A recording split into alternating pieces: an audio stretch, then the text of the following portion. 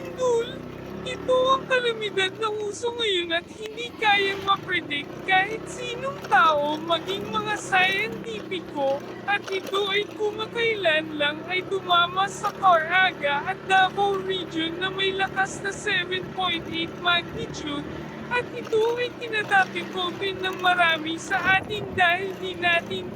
kahit saan ka man ay diligtas dahil di natin alam ang biglaan pagtama nito. Ngunit may mga pamamaraan para tayo'y maging alerto na ang isang lindol ay paparating sa pamamagitan ng makalumang pamamaraan, at ang pamamaraan na ito ay sa pamamagitan ng obserbasyon, at ang una ay ang pag-obserba sa mga ibon.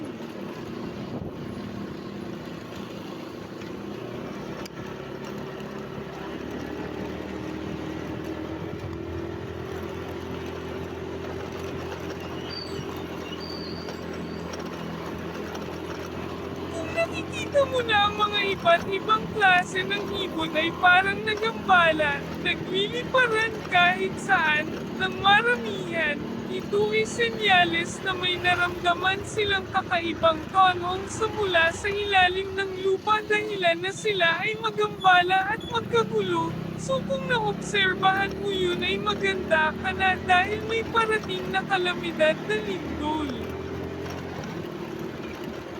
At ang pangalawang obserbasyon ay ang mga hayop sa lupa, kalabaw, baka, kambing, kabayo, baboy, manok at ano-ano pa klaseng hayop na di mapakali, na parang takot na takot, aba maganda ka na dahil may parating na lindol.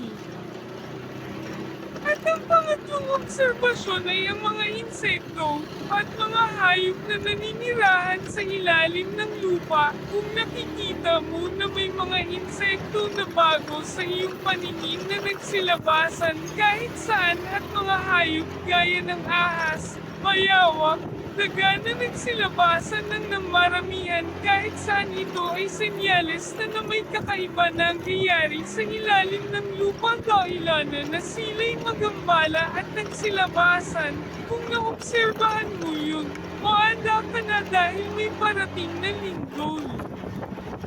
At ang pang-apat na obserbasyon ay ang mga isda sa karagatan. Kung may napasin ka na kakaiba dahil madami ang isda na pumupunta sa dalampasigan na parang gusto tumakas ng ibang lugar na parang hindi na sila gusto tumira sa katubigan at nagsitalunan na lang sa buhangin, aba maganda ka na at huwag maabala sa paghuhuli sa kanila dahil may kalamidad na darating at yan ay lindol.